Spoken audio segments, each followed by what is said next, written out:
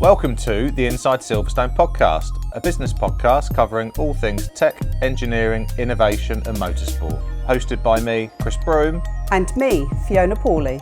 This is a series of unscripted conversations with leading business owners and high-tech talent, talking about their experiences within the Silverstone and motorsport business communities. Welcome to the next edition of Inside Silverstone. My name is Chris Broom and I am your wonderful host. Today I am delighted to finally get on the show. A wonderful friend of mine and also my business, a wonderful lady called Sian Pages, who is a travel and adventure planner, travel concierge for a company called Not Just Travel. Sian, welcome to the show. Hi, Chris. Thank you so much for having me on. I'm excited. Super excited. So a little bit of background for those that are listening and watching. Yes, we are a Silverstone based podcast. We promote technology businesses, engineers, and also service businesses that support the industry, like mine, which is a wealth management practice.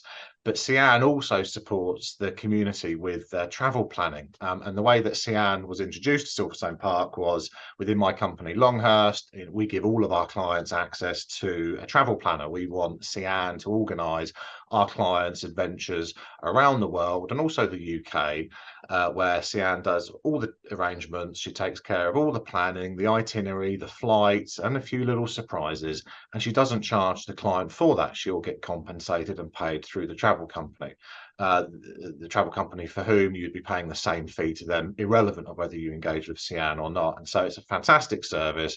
And she's been working with a number of our clients, some of whom are STC and Silverstone Park residents, like Marcus and Gemma Trofima from Silverstone Composites, who won't mind me name dropping them, and they use Sian quite a lot, and they love you.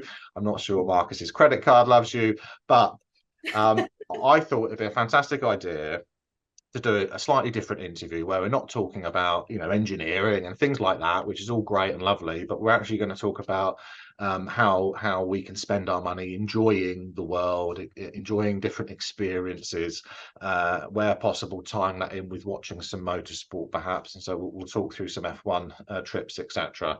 But I just wanted to get you on really just to wax lyrical, help promote you, and encourage others to sort of engage in your services. So where should we start, Sian? Where should we start? So we've got an itinerary. We're going to sort of freestyle it as we do. On my list, I've got COVID, Brexit, climate change, unusual places, motorsport. Before we even started recording, we started talking about the Democrats and Republicans in America, because obviously you've got a New York image behind you. Yeah. So why don't we start with the States? And so before we went live, for those that are listening, I said to Sian, my challenge at the moment, personally, because I follow a lot of politics, is that as much as I really want to go to the States again, because I love visiting there, and one of my oldest friends lives in New York. The places that I really want to visit are red states. And so these will be places like Florida. These would be southern states where I would love to go and watch some American football with some other American connections of mine. But I'm sort of reluctant because of just what's going on over there, some of which I feel is really unfair. And the money that I work really hard for, I'm just reluctant to spend in those types of areas. And of course, that could be anywhere in the world. There's persecution and there's unfairness in lots of places. And so, what's your opinion on that? What's your personal experience with that? And do you have other clients and customers that are like me, that sort of raise not necessarily big red flags, but just ones of, I'm not sure if that's where I want to go? Absolutely. And, as I said to you before, we took a trip to the States this year. And I was very mindful of having these conversations with my son that, our politics is very different to the States. We actually met someone. There was this woman in Arizona who had a gun. She had a gun with her. Apparently she had a permit to carry it, but it was the most bizarre thing ever. And it was a little bit intimidating. But the way I think of it is, in terms of spending your money in a place where you don't agree with their politics, it is a difficult one.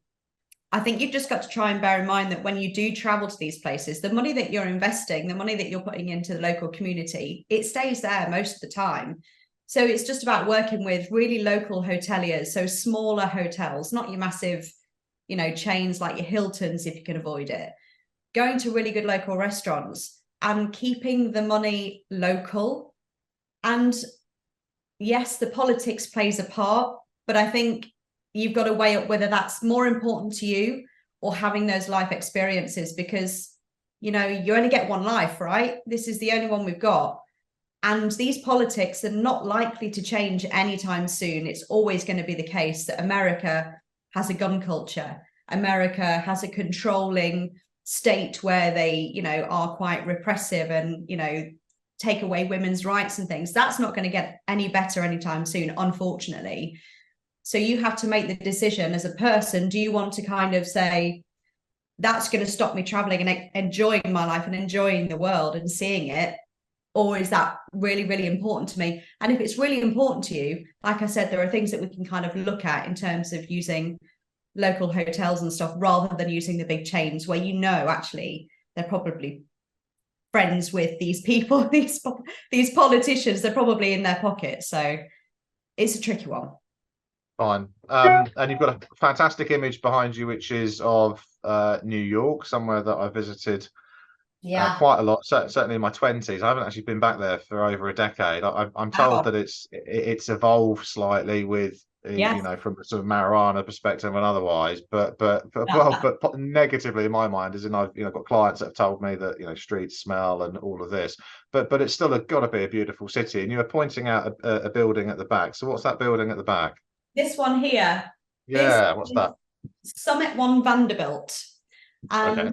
It's relatively new compared to all the other like big boys like the Empire State and, you know, the Trump Towers and things. It's really unique because you get to the top of it and you've got this very interactive experience where they have like massive mirrored balls that you kind of hit around the room, and you go into another room and it's completely different, and then you go and lay on the floor and you can see like 4 floors down and 2 floors up, but because it's mirrored, it's like you're seeing everybody all in the same space. It's mind-blowing, really bizarre, but super cool. But you're right, New York has changed dramatically. I mean, I went, when did we go last? I think we went last year, and I've been like 5 times. It's my favorite city in the world. And there was a noticeable difference in terms of the marijuana because it's legal there now. And the police have no kind of authority to challenge it anymore. And I don't think when they did, they really bothered because it was more paperwork than it was worth.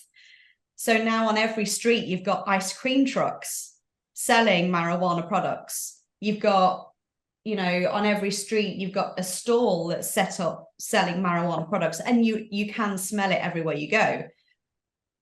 But again, it's like, it's different, it's noticeable, but does it affect your enjoyment of the city? It didn't mine. You know, you just have to kind of ignore it. It's their way of life now, you know. Yeah, no, look, things change, right? Inevitability, especially since COVID. You know, lockdown, industry wiped out, trying to rebuild again. And so you know, you're in travel, you're in adventure planning. So what was it like during COVID, and what's it been like, you know, the couple of years since? I mean, so COVID was killer. I mean, I don't know whether there's like any industry that was worse off than the travel industry. And I say that because everything stopped. No one went anywhere for a long time. And I lost everything overnight. Literally, my entire business, I lost it like that in the blink of an eye. And it took 18 months to properly rebuild it. And thankfully now I'm back where I was pre-COVID, sort of, which is great. It's taken a lot of hard work and a lot of resilience. But, you know, lots of my colleagues didn't kind of make it through, which is really sad. And they're now doing other things. But yeah, it was really difficult because, I mean, even though we weren't traveling anywhere, I was probably working harder than I had been previously because, you know, all the trips had been cancelled. Everybody was wanting refunds. airlines were being tricky and difficult about offering those refunds and trying everything they could to get out of doing so. So I was the guy in the middle who was, you know, speaking to clients who are scared about their money, who are, when do we get to go on this holiday? You know, what's going to happen to us? And then I've got the supplier at the other end saying, we don't know what we're doing. We've never had this before. So I kind of had to manage both sides. And obviously on top of that, you've got homeschooling, which we had to do, which, hey, I made it very creative. I created my own curriculum, which was about listening to the back catalogue of Guns N' Roses and Green Day, which is cool. You know, I know, like, he has to learn these essential lyrics. That was his reading. We'd read on Amazon Music the lyrics to Green Day, but he learned. It's fine. But getting back to your point, it took a lot. And I went back to my original job during COVID just to make money to keep my business afloat. So before I was a travel agent, I was a diabetic specialist podiatrist for the NHS. It's a bit of a mouthful. And I did that for 10 years. And I went back to that for a private company just to help them through COVID and to give me some income to make sure that my business didn't fold. Sure. And it was great. It was good for for what I needed it for. Fine. You know, and onwards and upwards. Yeah. From now on. Talking about politics, UK, Brexit, EU, yeah, Tories, yeah, Farage. We won't go into these discussions, but impact of Brexit. That's a whole series. So, you know, I'm noticing it when I go to places in Europe and then coming back, slightly bigger queues. You know, what's the crack there? What's everyone else's experiences and what's going on? So, I mean, Brexit, God, I still get so upset when I think about it. I mean, my husband's French. So immediately we had that drama of when he takes our son abroad, does he take a French passport or does he take the English one? I mean, our son has dual nationality. So we have to be really careful now because he got told off at Eurostar for only taking French passports for my son when he's British. And they were almost like saying to him, if you do this again, we're not going to let you back in the country. So it's really quite serious now. So in terms of, so passports are a big thing. So previously, before Brexit, we were given they were valid for 10 years. And then we were given 6 extra months by the EU by which you could sort your passport out and get them renewed. When Brexit hit, they weren't valid anymore. The EU didn't recognize those extra 6 months. So people were trying to get on planes and they were saying, sorry, your passport's not valid. And they were like, well, it's valid until so-and-so. And they said, no, those months don't count now. So people had to go renew their passports, which created a mass exodus for, all the people who wanted to work in the passport office. Lots of them left because of the drama that they were facing and the kind of chaos, which meant it was really difficult. Visas, you have to now get visas if you go into Europe for longer than 90 days, which never used to be the case. And queuing at airports is a nightmare because the customs and immigration really hammer down on the Brits now. And I think part of it is that kind of little bit of bitterness. And I get it, I understand it, but it just means that you have to plan better and allow a lot more time than you did before.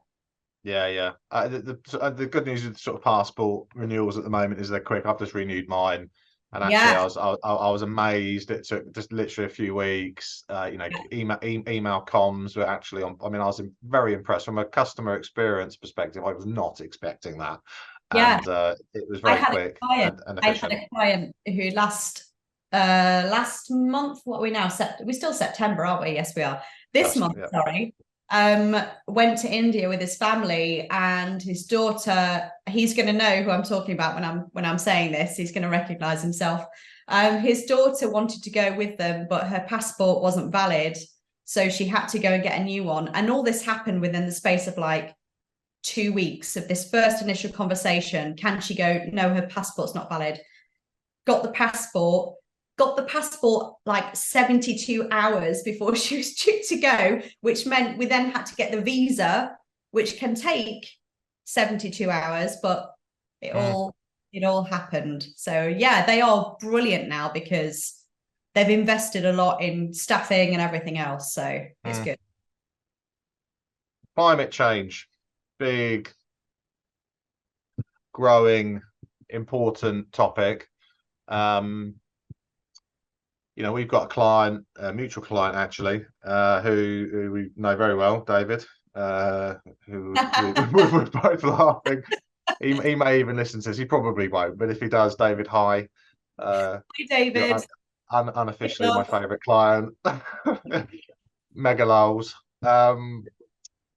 So they invest a portion of their wealth into a carbon investment fund that we've set up for them to offset some of their flight time, which I loved, and the idea that they presented that to us a few years ago to do for them, we loved. And something actually I think more people should be doing. What's your experience with the climate discussion, with flying, with other means of transport? Is it impacting people's decisions, trips, expenditure? What's your experience so far with that?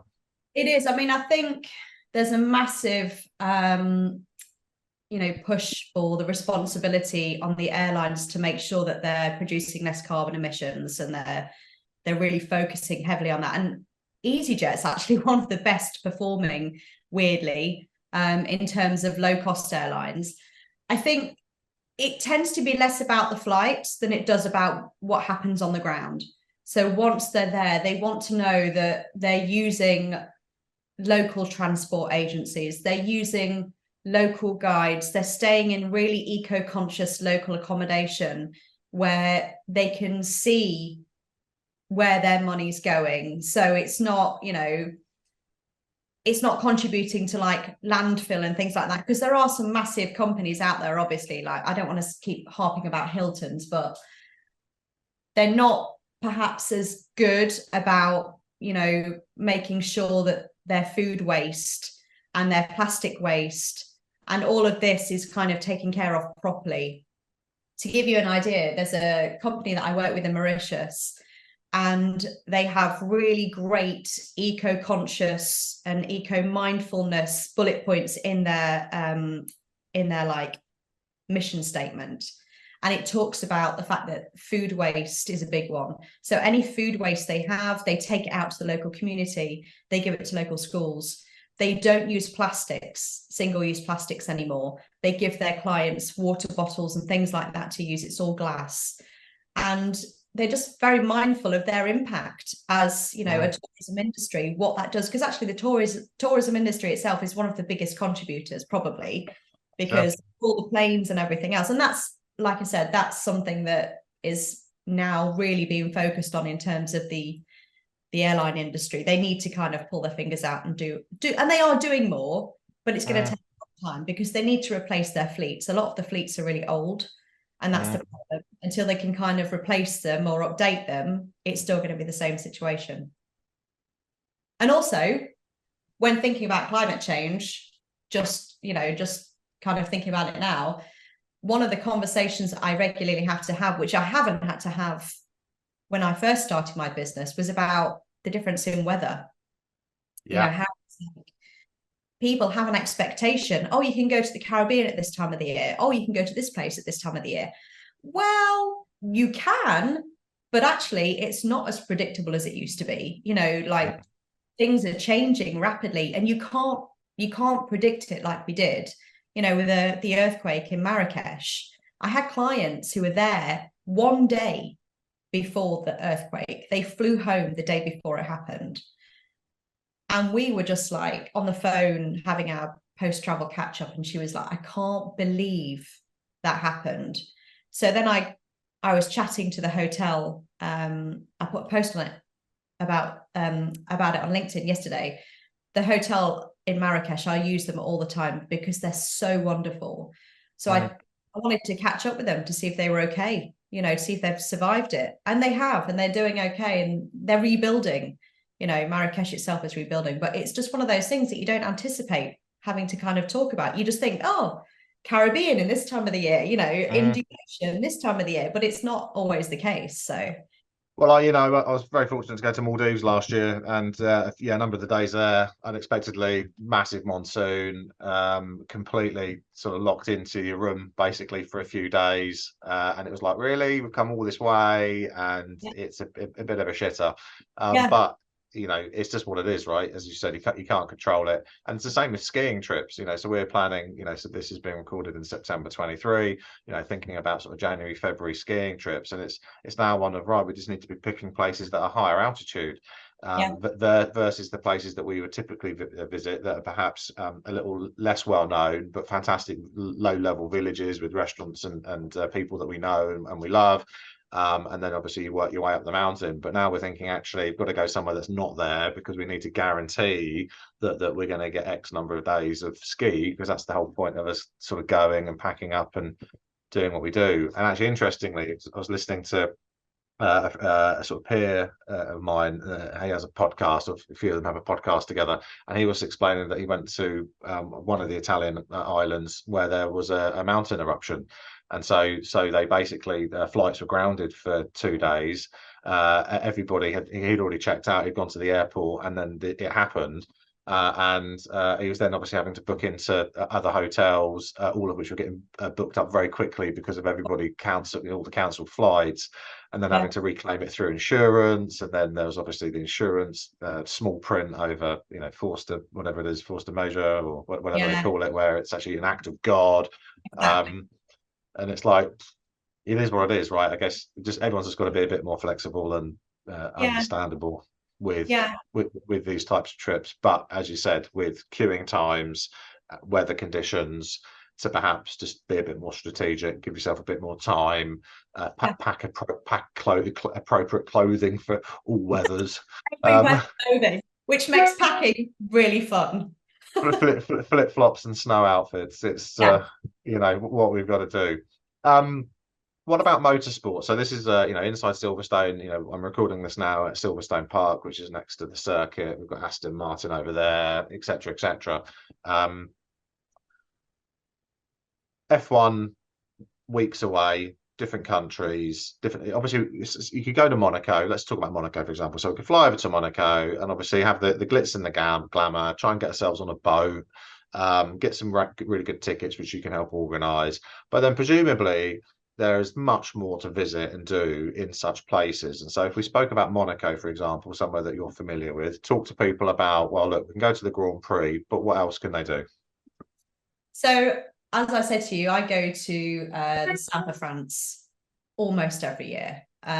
It's a family favourite of ours because it's just so beautiful. You know, the coastal drive to Nice and Cannes and Saint-Tropez is glorious. And it is very blingy, you know, especially as you say, you've got Monaco, Cannes, Saint-Tropez. Typically, those are really well known as being quite glitzy and glamorous. Would I fit in there? I've never been there. So like Saint-Tropez, a bit of Monaco, would they welcome me? Yes. Oh my God, you'd fit right in, Chris. Honestly, I'm imagining it now, actually, on the beach. Yeah. Champagne in your hands. Yes. Yeah. A lot of suntan lotion on. Factor 50, of course. Yeah. No, it's lovely. It's so nice. And actually, we go to Monaco typically every time we go there because my son loves to Ferrari spot and Maserati spot, and you literally walk around and they're everywhere. So it's really fun. But there is so much to do. You know, I mean, Nice itself is a really great place to visit. You've got Old Town Nice, which is really pretty.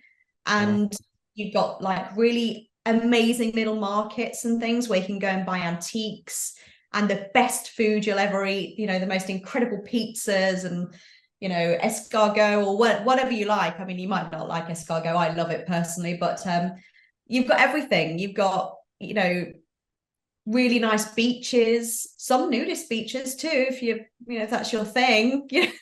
Okay. I mean, most of the beaches in the south of France are topless anyway. You know, there's few people wearing bikini tops.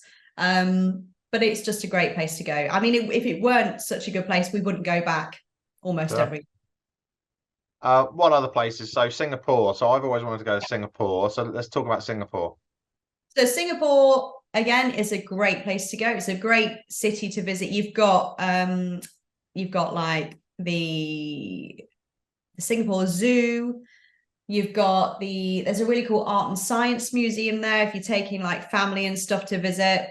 There's loads to see. You've got Marina Bay, obviously, and you've got the gardens, which are like how they create these things blows my mind. It's such a visual, it's like an assault on the senses, you know, it's a visual masterpiece. And you know, you can spend a good 5 days just exploring Singapore itself, but then you can like hop on a boat for an hour and you've got Bintan Island, which is really quiet and peaceful and beautiful. So there's loads to do, and it doesn't just have to be about the racing, but obviously if that's the focus, then you get that in, you get the, you know, the premier tickets and everything else, you get your hotel sorted. But yeah, Singapore is beautiful, and it's typically very family friendly in terms of what they offer. It's very safe, it's very clean. And I mean, I was just saying to you earlier, I've got a client, I'm working with them this morning. We're just putting their trip together for Singapore, and he's taking his kids for the first time. So it's a great family place to go. It's a great place to go if you want to watch the motorsports, obviously. Nice. And what about Vegas, baby? Las Vegas. I love Vegas. I was in Vegas this year. I went in April. Yeah, Vegas is awesome. I love the place. I mean, weirdly, it's my second time this time round. First time I went, I hated it. And I said, I'm never going back to Vegas. But I think I was probably there at the wrong time with the wrong person. This time round, because it was a family trip, I took the time to really research what we could do, where we could go. And I loved it. I loved it. I think because we'd gone from like being really in remote areas, you know, where literally you're driving for hours and you see nothing, to coming into Vegas where it's like, oh, so many people, so many buildings, lights everywhere, there's noise.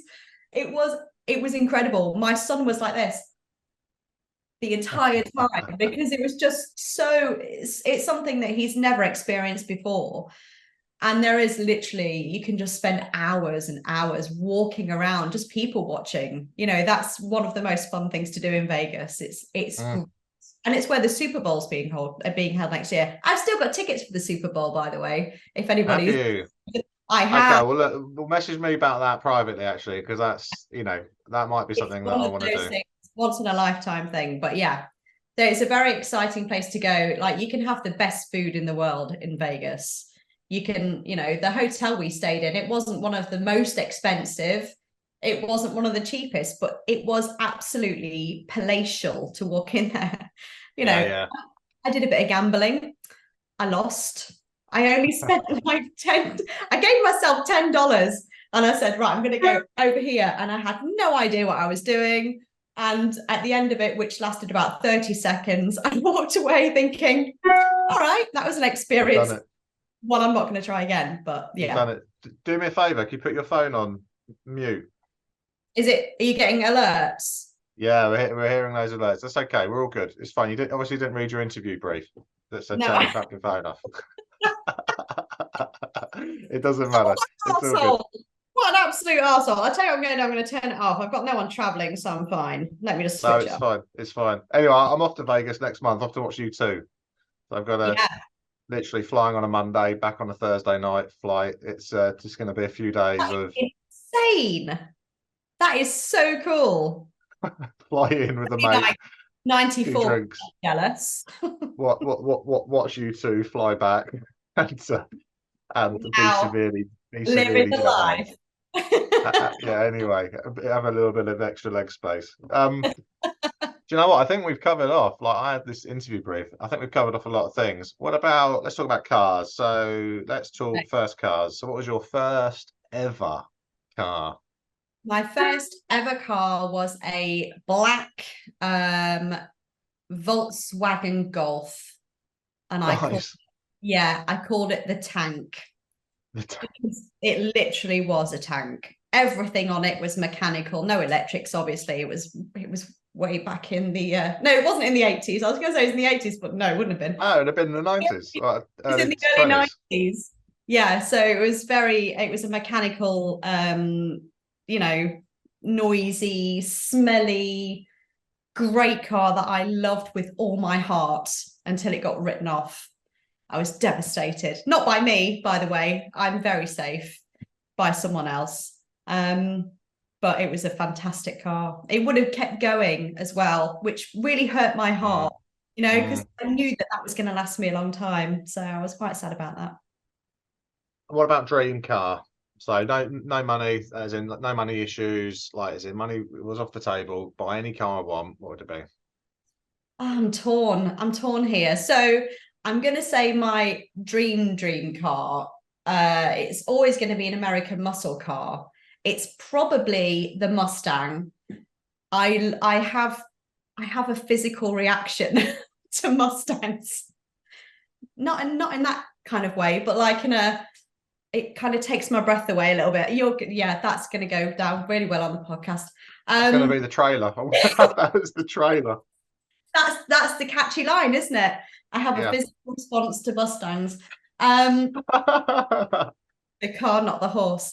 But I don't know what it is. It's just such a sexy car. And actually, when we did our trip this year in April, our road trip, one of the things I said to my husband was, I am doing it in a convertible Mustang.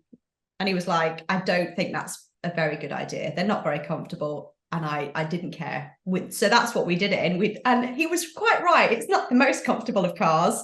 And you feel every bump in that road. But God, having the wind in your hair, driving that car, I felt like I'd made it. It was so good. Yeah. And as a one-off, right?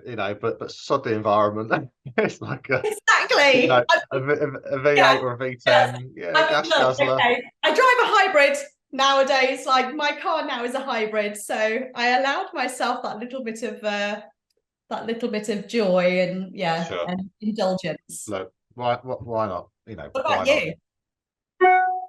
What about me? My first car, we did these interviews with Fiona actually. So my first car was a green Fiesta that I barely fitted in just because of height and size. But it's the only thing I could afford in my early 20s. And then what did I say my dream car was with Fiona the other week? I was looking into camper vans, which I still am. So I'm going to buy a camper van and stick sort of a surfboard on it and skis and do all of that sort of thing. But that said, I've literally just been given a courtesy car for the day, and incredibly nice Porsche 911 GTS 4S convertible thing. It's just set outside there, and I was straight on Auto Trader going, how much is one of those? God. Wow. Okay. And I was like, I don't think the accountant's going to put that through the company. Not well, he would, but it would be highly. Keep your dream of the VW. Don't let the Porsche change you, okay? Porsches do change you, though, Sian. That's the problem. They do change you. Right. Let's just quickly so we're going to close off now. So thank you for coming on. But what I want us to do is just finish off by just re-explaining what it is that you do as a service. And so if people engage with you directly, and we're going to put your contact details in the show notes. So for those listening and watching this, scroll down to the show notes and you'll find Sian's contact details. If someone gets in contact with you and they've never experienced such a service before, walk them through start to finish an experience with Sian.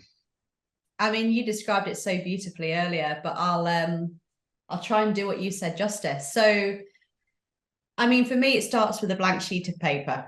Okay, so I want to know where the client's been before. I want to know what they love to do, what they hate, what happened on their last trip.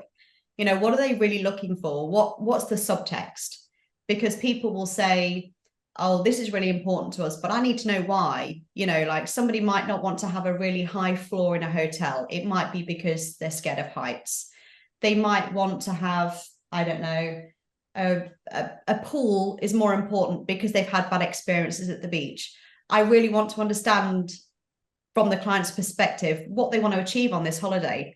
I've made a lot of my biggest life decisions on holiday. So I know the value of it. I know why it's really important. So I kind of invest all of my energy into clients' holidays as if it were my own, really.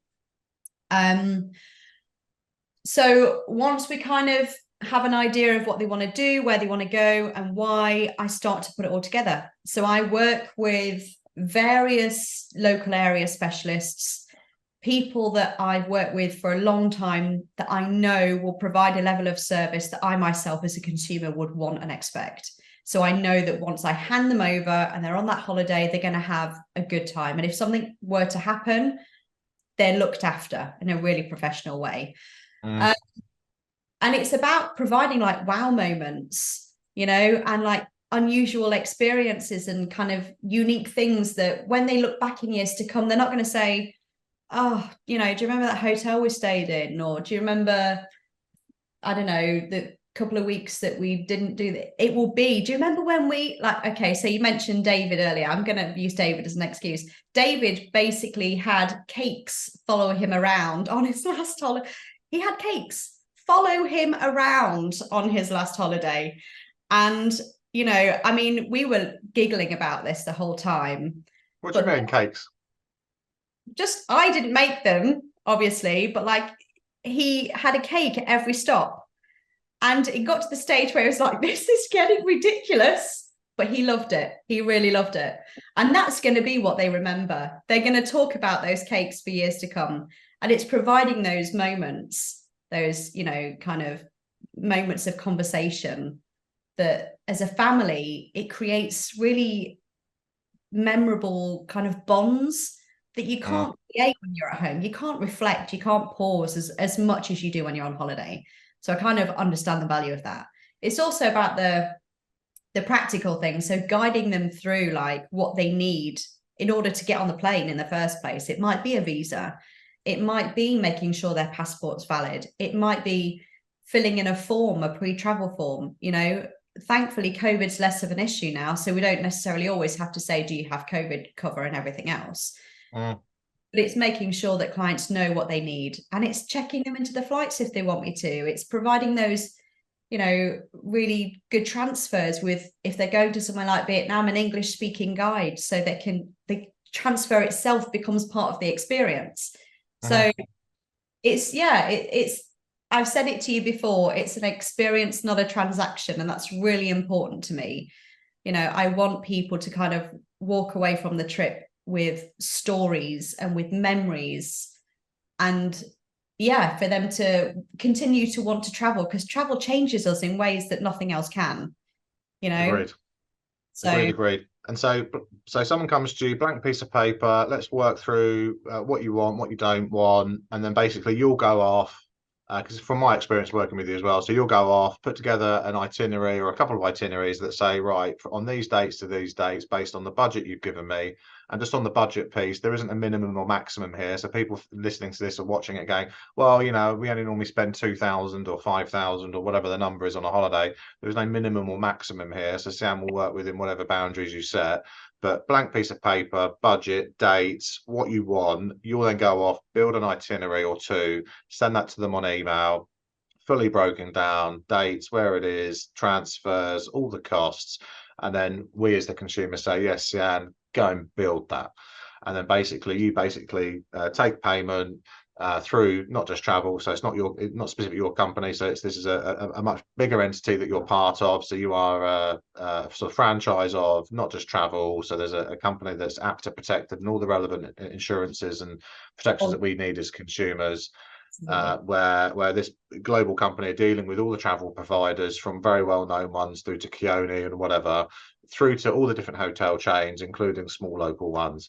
And basically you present it, client says yes, payment, you organise it, you get them on the plane in relation to making sure they're on the plane through administration and otherwise, and then you're available throughout the holiday should there be any issues, and then when they get back, have a sort of, if they want, a catch up just to talk it all through, and then get planning the next one, which is always the case with Marcus and Gemma, David and Julie, and other people that we've introduced to you.